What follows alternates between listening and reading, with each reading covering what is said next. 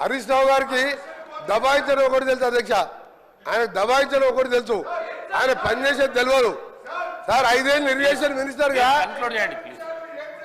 మీరు డిస్టర్బ్ చేయండి. హరీష్ రావు గారు ఇది పద్ధతి కాదు. నేను ఉన్న రోడ్స్ మీద చెప్తున్నా, ఉప్పల్ నుంచి గట్క సార్ సార్ అది కూడా వస్తా, ఆడికి కూడా వస్తా, చివరిగా ఆడికి కూడా వస్తా. ఫైనల్ గా సార్ ఓఆర్ఆర్ అంటే సార్ ఉప్పల్కి వెళ్ళి గట్కేసరికి పోయేది నేను చెప్తే దానికి మాట్లాడలే.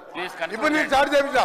ఇంకొకటి సార్ చివరిగా చెప్తున్నా, హరీష్ రావు గారు నువ్వు ప్రశ్నకు పరిమితం నీకు అరే నువ్వేం చేస్తావా, నువ్వు కమిషన్ తీసుకొని కూలిపోయే కాళేశ్వరం ఎట్టో కమిషన్ తిన్నావు, నీకేం తెలుసు సార్?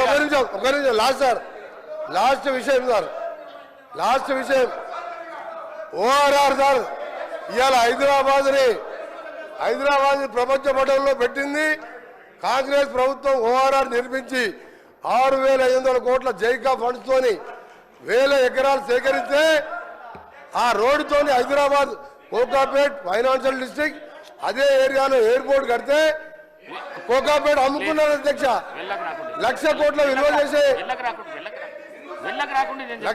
విలువ చేసే సార్ ఇది మంచి పద్ధతి కాదు సార్.